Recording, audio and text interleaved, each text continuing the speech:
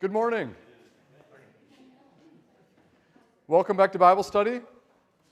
Last week was spring break, so I looked ahead, and that was our last week off. So counting today, we've got 9 Wednesdays left before we end for the summer. And we're going to finish Nehemiah, we're going to read Malachi, and that should give us about 5 weeks to talk about the time in between the Old Testament and New Testament. So I think that's going to come out just about right. So today we've got Nehemiah chapters 11 and 12. And whether is this good news or bad news, today is the last list of names that I'm going to read for you this year. But in case you're going to miss it, there's like a triple dose today. There are a lot of names. Other things today is repopulating Jerusalem, and then they dedicated the walls, and it talks about a little bit more of what the worship life was like at the time of Nehemiah and Ezra. So let's begin with a prayer and then get back into God's Word together.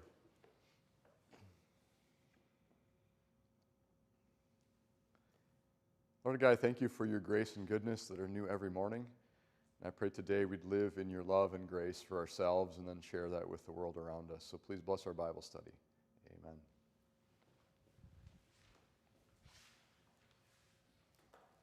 Like I said, here's where we're going. So finish Nehemiah next week, and then Malachi 2 weeks.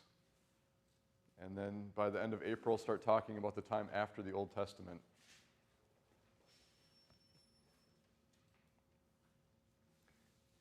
We're going to be in Nehemiah chapter 10, but before we jump to 10, let's go back to chapter 7, because chapter 7, after the walls were finished, there are a couple of verses mentioning something, and then it never talked about it.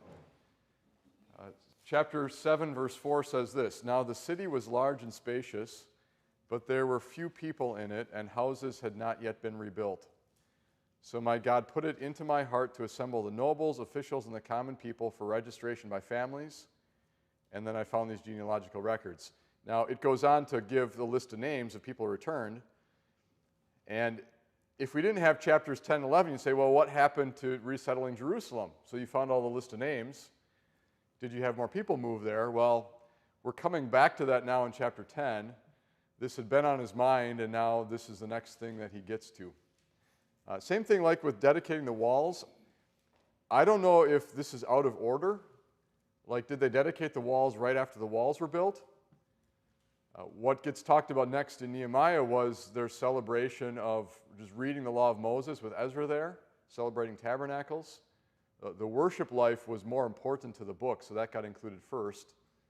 But now we're going back to those other things that Nehemiah had been planning too. So Nehemiah chapter 11. Now the leaders of the people settled in Jerusalem. The rest of the people cast lots to bring 1 out of every 10 of them to live in Jerusalem, the holy city, while the remaining 9 were to stay in their own towns. The people commended all who volunteered to live in Jerusalem.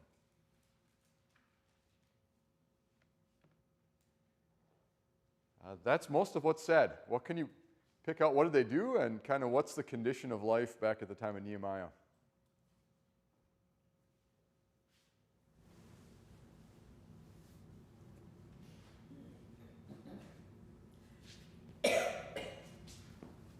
Sounds like they're trying to populate Jerusalem. And what's the problem with repopulating Jerusalem? Oh, I've been gone for a couple weeks. Nobody really wants to live there. Which maybe is a surprise. You think, where would you want to live in Israel? I'd live in Jerusalem, right? But at the time of Nehemiah, nobody wanted to live in Jerusalem. Who takes the lead with moving there first? The leaders do. So the government's going to be in Jerusalem, and it's not that the leaders are going to ask the people to do something that they're not going to do. After the leaders move there, then what's their process for repopulating Jerusalem? Casting lots. I think we talked about that with Haman, that in some way, we have dice, but in some way they would have had like pieces of a pot, and you shake them around and see whose piece comes out. So in a way that God's, in the end, guiding and directing things, there's no such thing as luck or fate. But to have some kind of random process where it wasn't Nehemiah selecting people, it was by casting lots. The end says, it also uses the word volunteered. And so that's why I don't know that we know if it was a combination of both of them. Were there some people who did volunteer, and everybody commended them for actually volunteering before having their lot cast? Or is that another name for the people whose lots were cast, that in a way that they volunteered even though they hadn't really had that as their first choice? Ginny? I've always wondered when they were settling in this area, were there houses there? Were they living in tents? How do you move from where you were to into Jerusalem? Was there going to be a house to live in? That's where chapter 7 says they've got to rebuild houses. And you get the sense there was a lot of rubble in Jerusalem. So they would have reused probably some of the building material, the rocks and stones. For us, wood is a lot more available here in our country. So we use a lot of wood with building things. I think it would have been mostly stone and earth and dirt and mud, and using that to build walls. Probably using wood beams to make ceilings. I could show you some pictures of what a house would have looked like from what archaeology has dug up back in time in Jerusalem. I'm sure they were nothing like our houses today. Yeah. The idea of having 4,000 square feet for just a couple people would have been just unthinkable for them. With the houses that have already been built for them to enter into the city? Everything would have been destroyed by the Babylonians, and so they would have had to rebuild from the rubble. It sounds like a little bit had been rebuilt, but there probably was a lot of work to do. Other issue is, what are you going to do? So you move to Jerusalem, what's your job going to be? Most of the people, their job is with subsistence agriculture. You're just growing enough food for your family. So part of moving to Jerusalem, I bet we're thinking about what's the housing conditions like. Their bigger concern probably is, how am I supposed to support a family if I'm moving away from the land that already, they've been back for over 100 years now. So there probably was a lot of effort put into those farm fields, and you're leaving behind all that effort and something that's actually producing, and now you're moving to Jerusalem. So there would have been reasons why this was not the first choice. I think after Jerusalem gets more people into it, then you've got more of an economy, and there would have been a market and probably roles for people to fill. We're going to see that the temple employed a lot of people.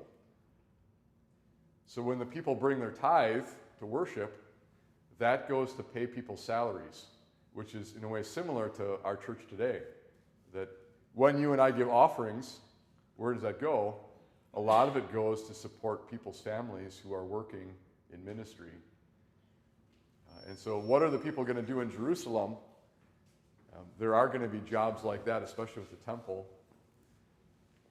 But Nehemiah's had this on his heart, and it seems like he gets cooperation from the people, that the leaders move there, and then 1 out of every 10 is willing to go.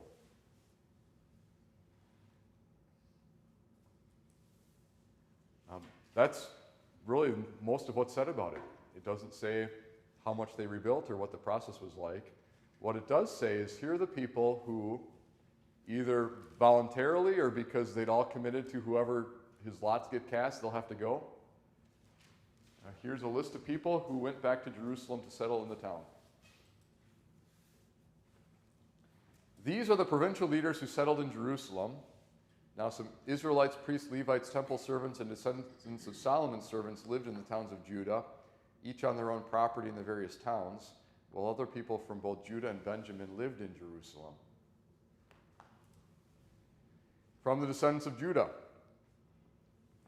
Athaiah, son of Uzziah, the son of Zechariah, the son of Amariah, the son of Shephatiah, the son of Mahalalel, a descendant of Perez, and Maaseiah, son of Baruch, the son of Kol-Hoseh, the son of Haziah, the son of Adiah, the son of Joiarib, the son of Zechariah, a descendant of Shelah. The descendants of Perez, who lived in Jerusalem, totaled 468 men of standing.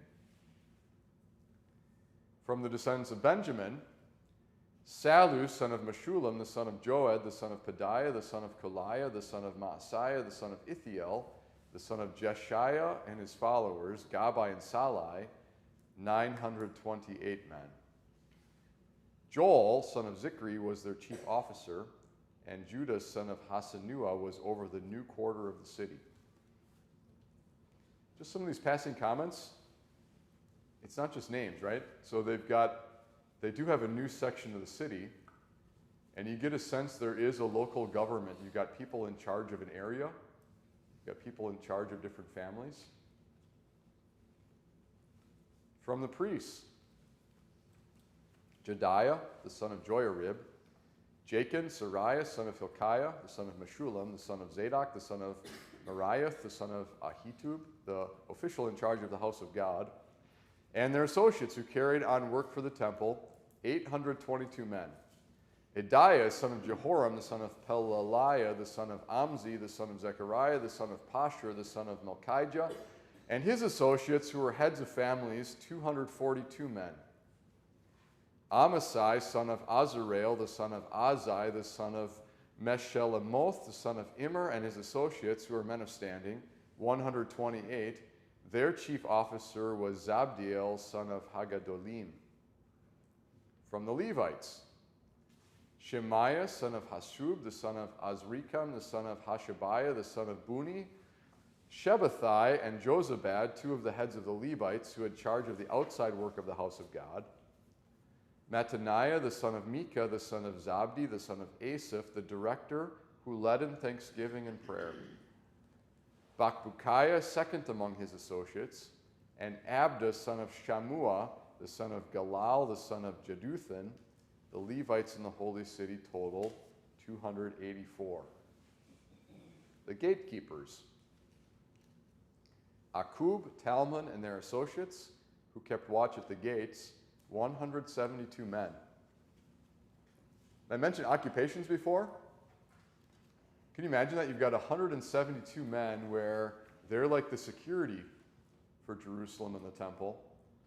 They're the people in charge of manning all the gates. The Levites, that would have been mostly temple workers too. That 284 before.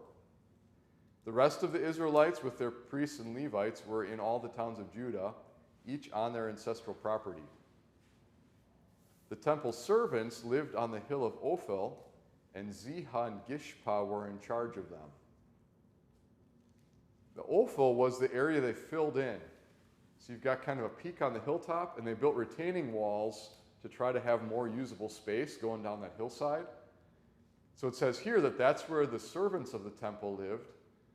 Going back to the time of Solomon, you had people where they've got the more manual labor of hauling wood and water. There would have been a lot of manual labor at the temple like that. So you've got some people in charge of the temple servants. And that area on the Ophel is just down the hill from the temple, so they're kind of living next door to where they worked. The chief officer of the Levites in Jerusalem was Uzi, son of Bani, the son of Hashabiah, the son of Mattaniah, the son of Micah. Uzi was one of Asaph's descendants, who were the musicians responsible for the service of the house of God. Have you seen Asaph's name show up a couple times? We'll talk about him again later. His family from way back was known for music. And so you've got Asaph's descendants are still working with music at the temple in Jerusalem. The musicians were under the king's orders, which regulated their daily activity. And how about that for... So the governor is very interested in regulating the musicians.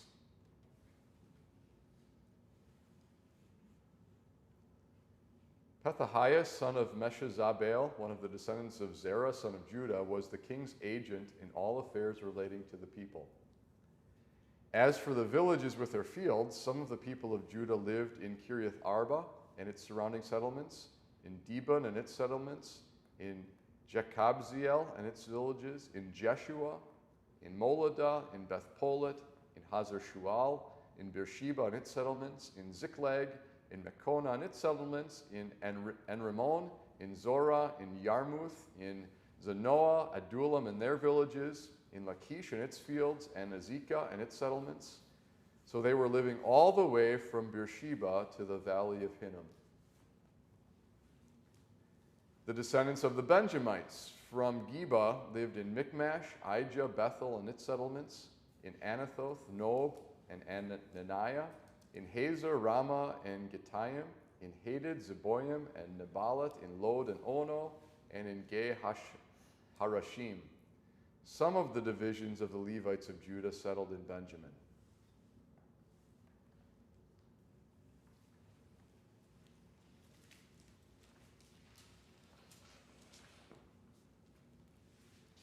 Professor Brugge makes a comment in the People's Bible that as tough as it is for us, because there's no meaning associated for us with a lot of those names, but these are real people. And back at the time of Nehemiah, you see how much effort went into structuring and putting the right people in the right places. Nehemiah has that kind of administrative government role he's bringing it with that to bless the people. Anything in all those names you want to ask more about or talk about? I was getting lost in all the names and so forth, but where it says they settled in Benjamin, did I miss something there? Was that a town or what? Or? Benjamin was one of the tribes of Israel. And Benjamin was actually where Jerusalem was historically, right on the border of Benjamin and Judah. So back in the Old Testament, under David and Solomon, all 12 tribes had been united. Then under Solomon's son Rehoboam, there was a split. And then you had 10 tribes in the north go off, and there was Israel in the north and Judah in the south. Benjamin was always running the border between the two, and so Benjamin often had a connection with Judah, even going back to that time. So if you would trace on the map where they're living right now, the Samaritans are living in a lot of the northern areas where the other tribes have been, like Ephraim and Manasseh, up toward the Sea of Galilee. But where they're still settled would have been the area of Judah and Benjamin. So that's not, as far as I know, that's not a town name. That would be an area that's still corresponding with where that tribe had settled before.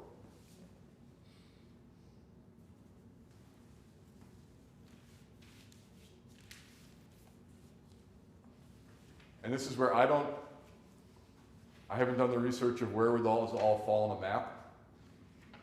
Jerusalem is toward the northern end of that area. Beersheba would be in the southern end. Some of those cities are off to the west, going toward like Lachish and Ascalon were kind of cities guarding the approach coming up from the sea. Those were usually fortified. So some of those cities show up on other lists in the Bible. Others, we know very little about those settlements. Who in all the world knows what Lake Mills really is? It's a little town in Wisconsin, right? But there are real people living here. And same thing, you've got these little villages south of Jerusalem that get their names put in the book of Nehemiah.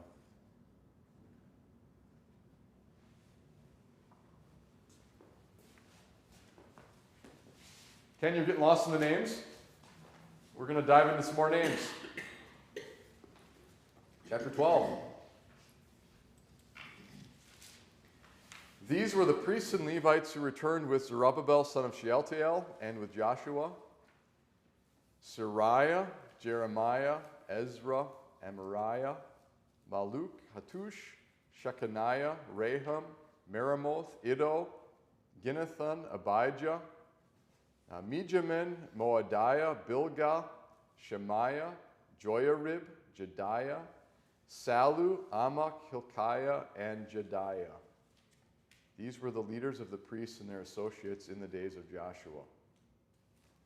The Levites were Jeshua, Binui, Kadmiel, Sherebiah, Judah, and also Mattaniah, who, together with his associates, was in charge of their songs of thanksgiving. Bakbukiah and Uni, their associates, stood opposite them in the services. Joshua was the father of Jehoiakim, Jehoiakim the father of Eliashib, Eliashib the father of Joiada, Joiada the father of Jonathan, and Jonathan the father of Jaddua. In the days of Jehoiakim, these were the heads of the priestly families. Of Sariah's family, Moriah. Of Jeremiah's, Hananiah. Of Ezra's, Meshullam. Of Amariah's, Jehohanan. Of Malach's, Jonathan. Of Shechaniah's, Joseph. Of Harim's, Adnah. Of Meremoth's, Helkai. Of Iddo's, Zechariah. Of Ginnathan's, Meshullam. Of Abijah's, Zichri. of Miniamins and of Moadias, Piltai, of Bilgaz, Shemua, of Shemaiahs, Jehohatham, of Joyaribs, Mattanai, of Jediah, Uzai, of Salus, Kalai, of Amoks, Eber, of Hilkiahs, Hashabiah, of Jediahs, Nethanel, the family heads of the Levites in the days of Eliashib, Jehoiada, Jehohanan, and Jaddua, as well as those of the priests, were recorded in the reign of Darius the Persian.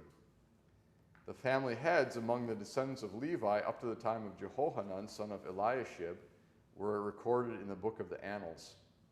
And the leaders of the Levites were Hashabiah, Sherebiah, Jeshua, son of Kadmiel, and their associates, who stood opposite them to give praise and thanksgiving, one section responding to the other, as prescribed by David, the man of God.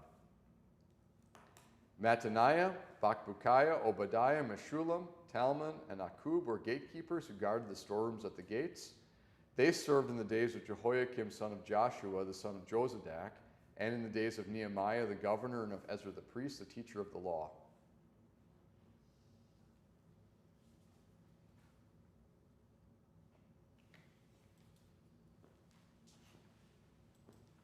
More names. This is about the priests and the Levites serving at the temple. We talked a little bit about some of the jobs. What jobs do you see in that list? What are they doing?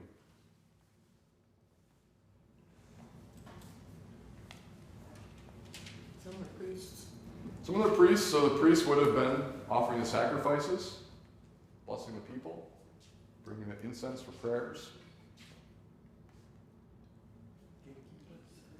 Gatekeepers, as far as I'm aware, that would have been like the security. Who comes in and out? Musicians. Lots of musicians. And there's a lot of talk about trying to go back to what David set up. And we'll talk about that in the next section. That Ezra and Nehemiah are trying to resurrect something that had been lost from long ago. I mean, David is what, about 500 something years before them? To say, David set up music really well, let's try to copy what David did. Another job on the list is people in charge of the storerooms, which I think that is a strange thought for us. So when people bring their offerings to the temple, what are they bringing? Grain often. Animals would have been sacrifices, but they're not like keeping a flock of goats or sheep in the temple. So when people are bringing their offerings, it actually is in commodities like grain. And so we've got our counters who count the offerings that come in. What do they do with that? They take it to the bank. We don't have a room here at St. Paul where we store stuff that you bring. But turn back the clock to their times, and you've got massive amounts of grain and other things that are coming in. And so one of the jobs is to be in charge of making sure that is stored properly and then paid out to the people who need food to eat. So you've got storeroom keepers is one of the jobs too. And even if you look at what's in the temple complex, there was quite a bit of space dedicated to storerooms where you could put stuff.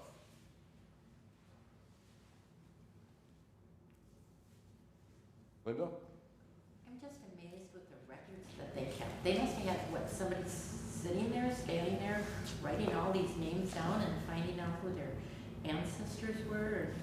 I mean, that's really in-depth records. It is. Don't assume that people back then somehow didn't keep track of stuff or weren't smart. There are people today who keep records too. Not as well. Yeah, to have a list of, even like in our local government, to have a list of who owns which piece of property, to have a list of who's all married to whom. There are a lot of things that we keep in our records too. And going back to the time of Nehemiah, part of him being a leader is a guy who is okay with administrative bookwork like that. No Microsoft. No. Computers. No computers, but also not quite as many people. So he's dealing with several thousand people living in Jerusalem. I'm amazed, even like our church, Holly's been doing great work with this directory, trying to keep everything up to date. It's hard to keep the records of 1,800 members of St. Paul up to date. I think of like the mayor of Chicago, and how in the world do you try to keep track of several million people who are all living in your city? So as far as how is Nehemiah a blessing from God? Yeah, let's get a wall built, let's go and do stuff, let's protect ourselves against our enemies, but part of it is let's actually keep some records of who's serving in the temple and what family they're from.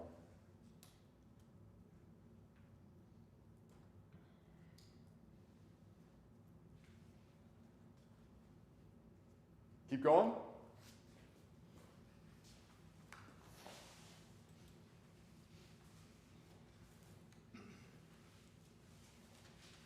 Next section is the dedication of the wall of Jerusalem. As far as I'm aware, there's no date given. I guess let's look for that.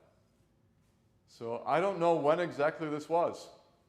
In the book of Nehemiah, they build the wall first. Then they read the books of Moses. They celebrate tabernacles. They have this new covenant to God. Then they repopulate the city. And then the dedication of the walls is tacked on. I don't know if that was the order or if this actually happened earlier, but just because other things were more important in the book, this gets added later. But now they're going to dedicate the walls. And just being part of building projects, dedication services are always kind of hard to plan. Like, what do you do that's special and fits with that project, but isn't tacky and isn't over the top and just fits with the occasion? So what would you do if you had just built the walls around Jerusalem? How would you dedicate them? Here's what Nehemiah planned.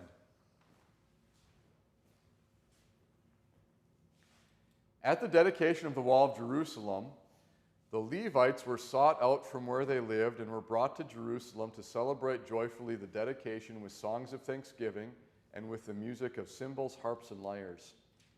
The musicians were also brought together from the region around Jerusalem, from the villages of the Netophathites, from Beth Gilgal, and from the area of Geba and Asmaveth, for the musicians who had built villages for themselves around Jerusalem. When the priests and Levites had purified themselves ceremonially, they purified the people, the gates, and the wall.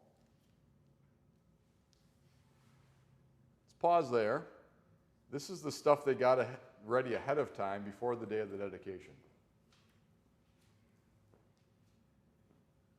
What did they do?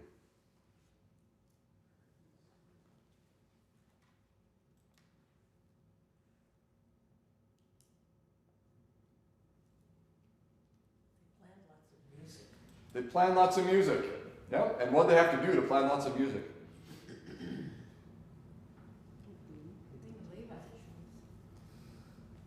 You see how the Levites are connected with that? Not that somebody else couldn't bang a cymbal, but it sounds like the Levites were the ones who were trained in music more than the other tribes. So you'd say, what's the Levites' job if they're the tribe that's, I think, also teaching God's word would hopefully have been something that they specialized in. But music is connected with the Levites. So part of it is, let's find every single Levite and get them to come. And on top of that, sounds like there were other musicians who weren't Levites, so let's search all the villages. The villages of the Netophathites, sounds like they also were known for music. So a big part of the dedication is let's have as much music as we can in Jerusalem. Other thing they did, verse 30,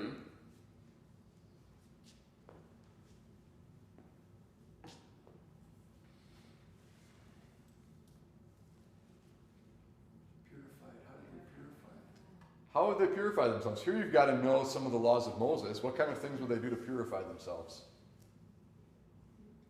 This is not just them figuring it out for themselves. God had given them laws about what to do.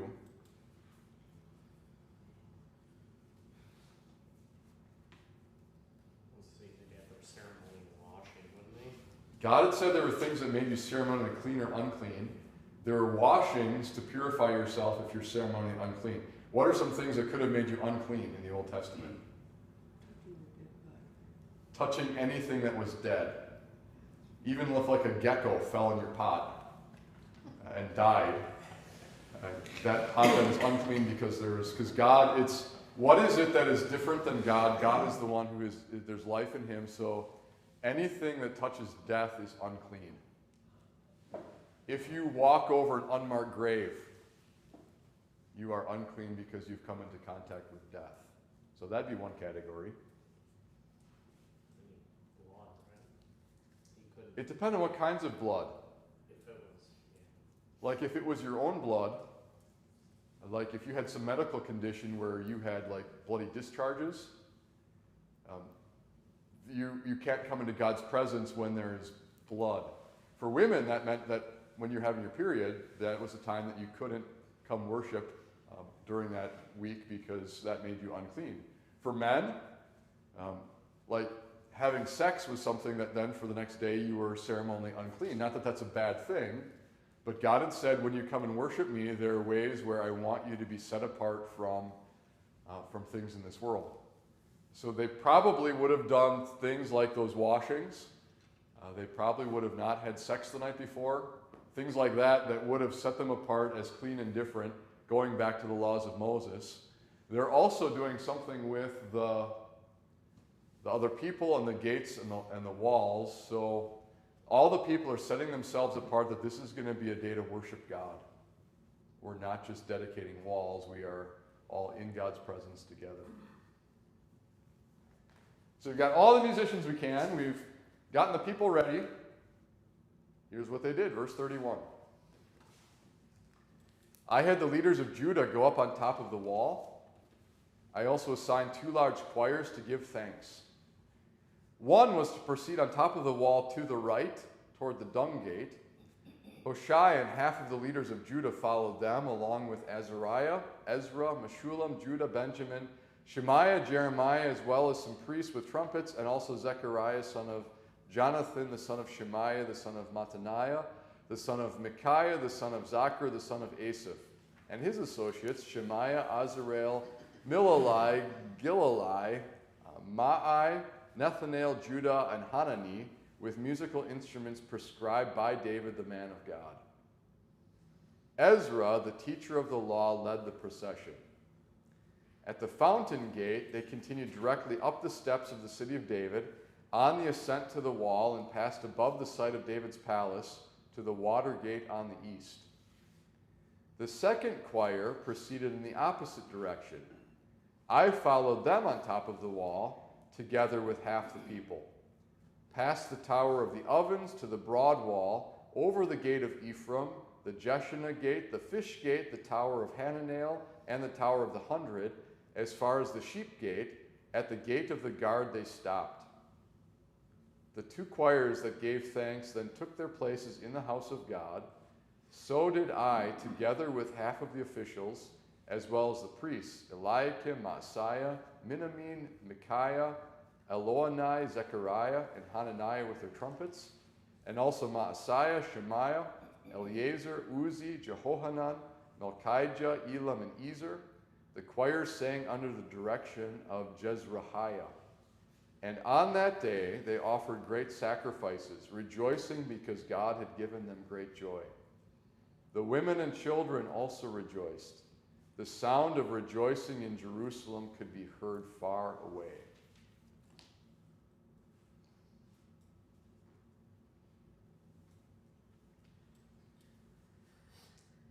They've got every musician they can find. The people are purified.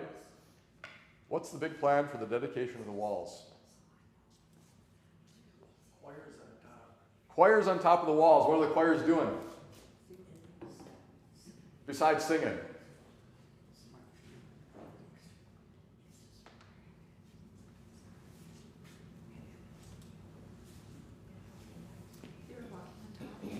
They're going to walk on the walls. And like, I think this was a new thought for me when I was younger, is I think of walls as, no one ever walks on top of walls because walls are really thin. But city walls are wide enough on the top that you can have people actually walking on them. From what I've heard, like huge cities like Babylon, you could be driving chariots. You had like a 2-lane road going on top of the walls. You could have chariots passing each other in opposite directions. Because the walls are for defense, and then you can be moving troops and fighting from on top of the walls. So they've just finished the walls, and the choirs now are going to be walking on the walls. And how many choirs does he have? 2 choirs. So then what do the 2 choirs do? They start at the same spot, and they walk in opposite directions, and then you can walk all the way around the city on the walls. So where do they meet up at the end? Not back where they started.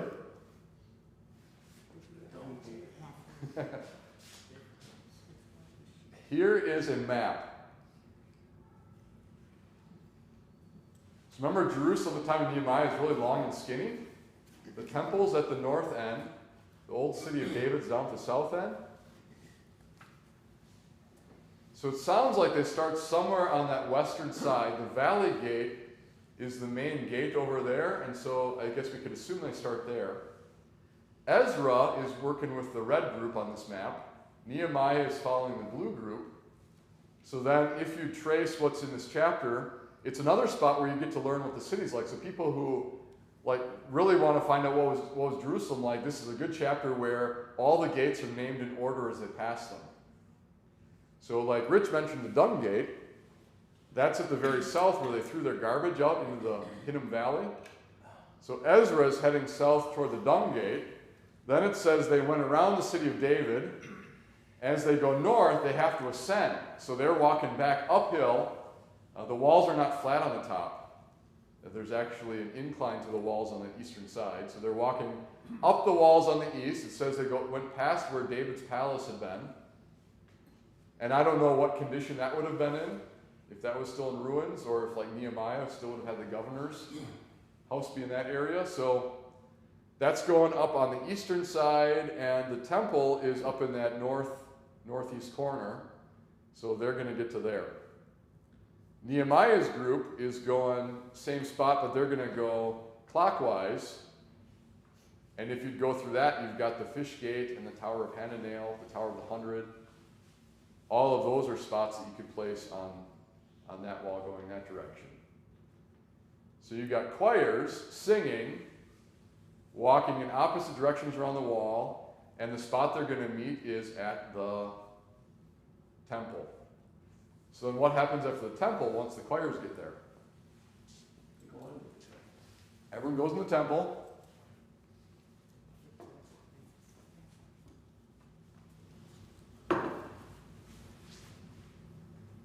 Lots of sacrifices. Doesn't say how many. There's no way they did more than Solomon. When Solomon dedicated the temple, just the number of animals is incredible. But as they're worshiping God, they're offering sacrifices to Him. There's more music going on at the temple. There was a verse there that said, this is not just the men. This involves all the people, the women and children too.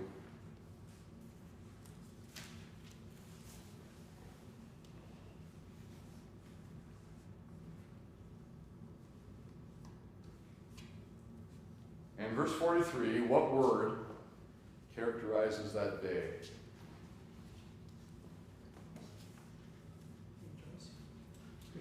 There is a joy that fills all the people. And as they sing and as they shout, you could hear this a long ways away. So as far as just events in the Bible, it would have been neat to be there.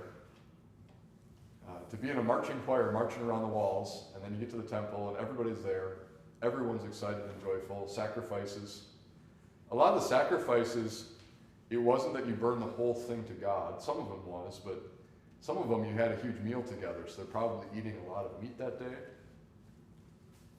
They're singing, they've got all the instruments like David had prescribed, and it is a day full of joy.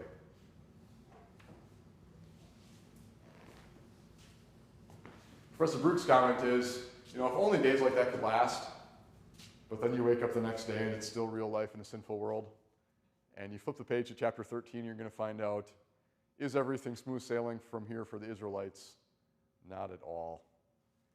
But sometimes God does give a day here and there that is just pure joy. And it sounds like that was a great day for them. Remember back all the hardship they faced and opposition, and are we even going to get it done? And the people halfway said, this is hard work, we're tired, we don't want to do it anymore. And here they are walking on top of the walls they built. and praising God.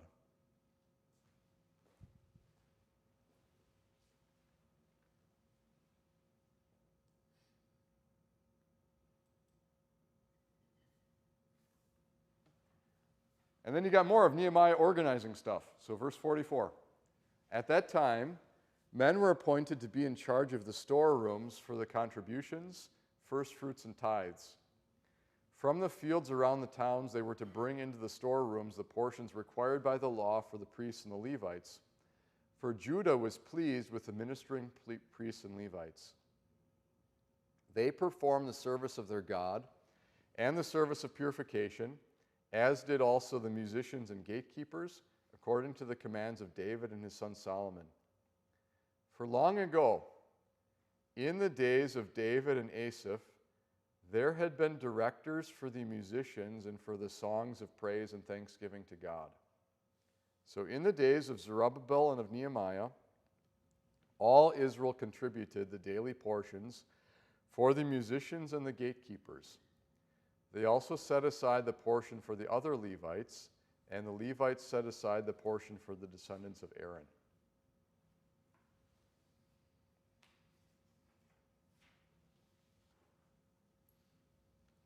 I talked about this a little bit before. So verse 44, what does Nehemiah want to set up and get going?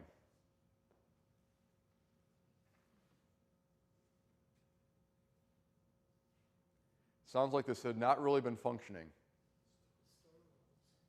The storerooms and, along with that, the process for processing people's tithes. That when those tithes come in, there are going to be people who are responsible for collecting and recording that and then keeping it and then paying it out to the people that it needs to go to. And especially, who does Nehemiah want to see supported?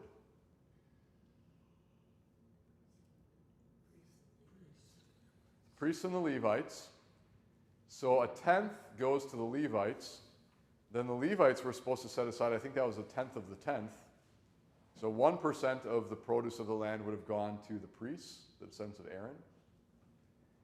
And what jobs are on the list for what the Levites are supposed to be doing? Verse 45.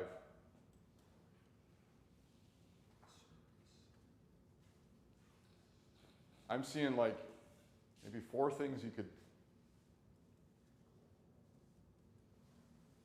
Singers. So you've got people who are musicians. Still today, that's a kind of occupation where that doesn't produce something that makes a lot of money. If you're going to have musicians, it's got to be because other people are going to support them because they value music and worship. So back at the time of Nehemiah, it sounds like there hadn't been much music. I guess while we're talking about that one, what's the goal? What are they trying to emulate with their music? The good old days. The good old days of David and Solomon. And not just David and Solomon, the other guy's name is Asaph. Asaph. If you read through the Psalms, you'll see a bunch of Psalms are written by Asaph. There were some other groups where you see their names in the Psalms, and it's probably because they were very central to the worship life at the temple and the music life. Someone a couple months ago sent me a YouTube video where they claimed they had heard the music that they used to sing in the Old Testament. From what I know, that's not true. We have really no way of knowing what the notes would have been. If you hear something like that, it's probably reflecting something that comes from Jewish tradition from like the Middle Ages. Could some of that have its roots in tonal scales and things from Old Testament times? Perhaps. And it probably is likely that their music sounded more like you'd experience in the Middle East today than what we're used to with our music that's been influenced by European musical styles. So we don't know exactly what the music would have sounded like at the time of Asaph. But Nehemiah's goal is, let's try to have the music as good as they had at the time of David and Asaph. And I don't know in the middle if there have been other times, like Josiah reformed the temple and Hezekiah did, and how much they were able to try to bring back the music that had been lost. And even with Nehemiah, as you read ahead, I don't know how successful they were in keeping that long term. Because music and artwork is one of the things where people look at a budget and say, if we've got to cut stuff, I guess we still got to heat the building. We don't have enough money for... I think music is often viewed as something that's not completely necessary.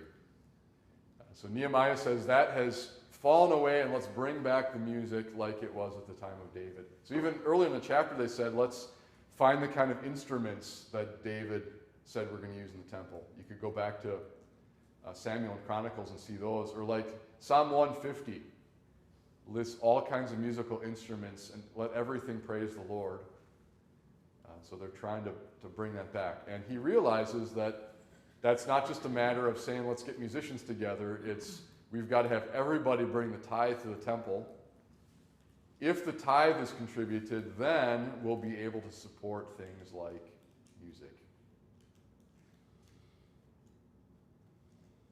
Look around the room. We got some people who do music here. Just thank you for what you do with music and for our congregation too. I think Lutheran churches always said that music is something worth supporting. We've got to train our kids so the next generation has musicians too. We've got to make room in what we give to support the work of the church, that we can keep music going in our churches too. That was something important to Nehemiah too. Any more comments on that one or questions, or go back to other stuff? Ginny. You talked about the storehouses and how the Levites got a percentage of that. What happened to the rest of it? The Levites, I think, would have used most of it. So a tithe comes in from the people. The Levites give a tithe of the tithe to the priests. But I think that 90% of the tithe would have been used by the Levites. Because that was their only means of support, right? I think that some of them maybe would have had some fields here or there too, but that's what God had intended. I think the reality is often they didn't get paid because the tithe didn't come in. And so I think the Levites probably often had just regular jobs. But the ideal set up by Moses, and then you see it at the time of David, and now at different times, is if the people bring the tithe in, that allows for a richness to their worship life that's impossible if you can't pay the Levites to focus on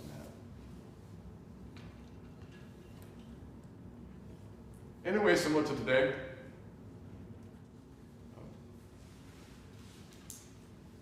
If everybody who was a member of our church would give a tithe, that would allow for a huge amount more ministry than we're able to do right now. People are generous here, and I know many of you give very generously to support the work of this church. There's always more we could be doing.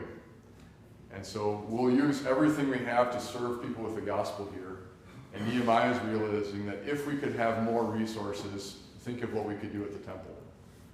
So music is one category. If you go back, verse 45, what else is on the list the Levites are doing?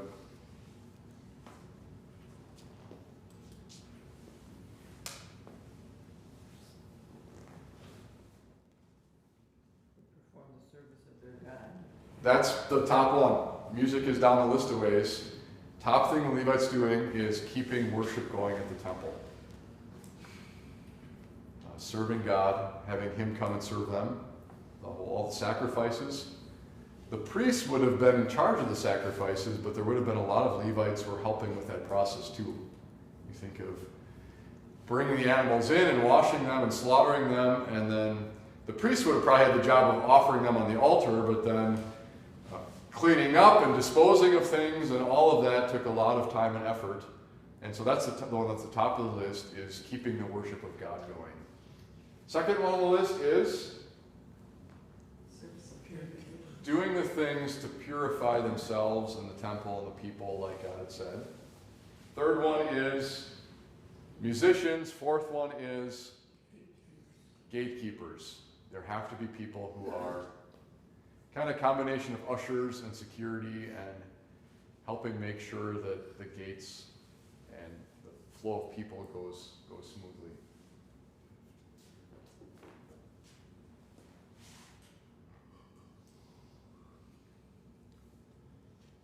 And you should remember back they made that covenant, and a big part of the covenant was we're not going to neglect the house of our God and the service that goes on there. We're going to bring the tithe in.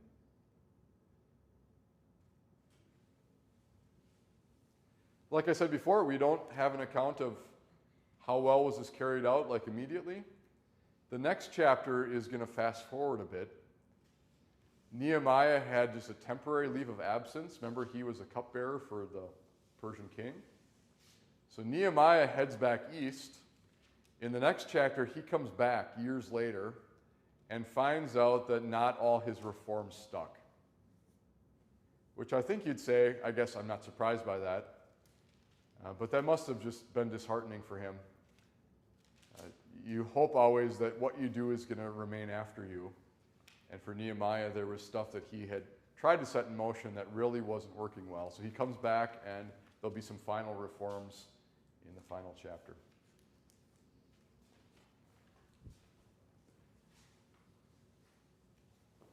For all the times I've gone over, we're 9 minutes early. My dad was saying at MLC there's a running joke about a professor who always goes a few minutes late for class. And there's a student who calculated with his clock how many minutes over the course of the semester, and the professor had worked in like a couple extra class periods by always going a couple minutes over. So for me today, I'm giving you 9 minutes back. So next time will be Nehemiah chapter 13, finishing the book. Let's close today with a prayer.